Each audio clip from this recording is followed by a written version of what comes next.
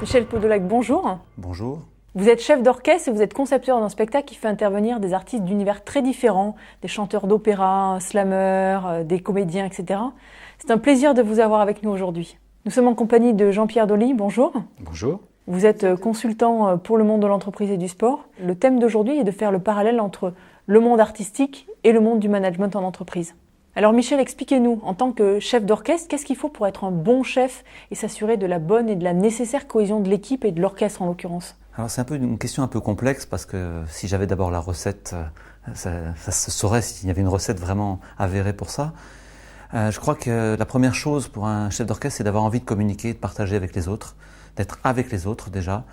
On n'est plus dans une époque où le chef d'orchestre était l'homme autoritaire et lointain et distant. Aujourd'hui, c'est une relation proche qui s'établit entre les musiciens et le chef.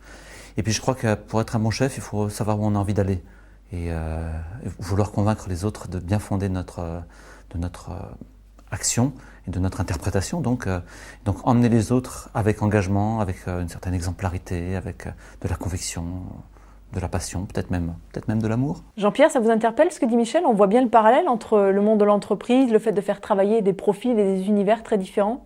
Oui, même si on est dans des mondes différents, chef d'orchestre, manager, coach d'équipe sportive, on est à peu près dans les mêmes mondes.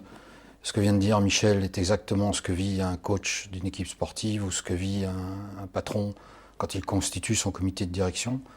Il est obligé de créer son équipe, de les sélectionner, puis de les animer, de communiquer avec eux, donc d'aimer partager, aimer communiquer, aimer trouver aussi des complémentarités à l'intérieur de son équipe.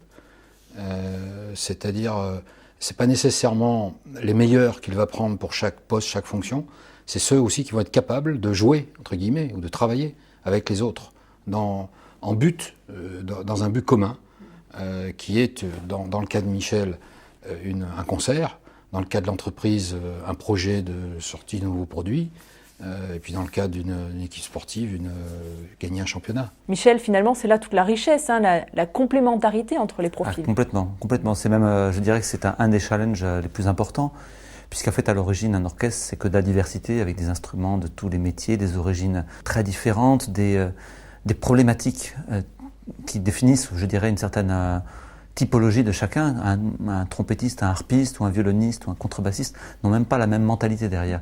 Et donc tout notre challenge, c'est de transformer cette diversité, qui pourrait être source d'une différence dissonante, on pourrait dire, en une différence consonante, c'est-à-dire utiliser cette complémentarité grâce à la musique au profit d'un collectif. Et c'est ce qu'on constate quand on va au concert, c'est l'unité et l'harmonie. Donc finalement, on arrive à cette notion de diversité dont on parle tant en entreprise. Absolument, oui. C'est pas qu'une mode.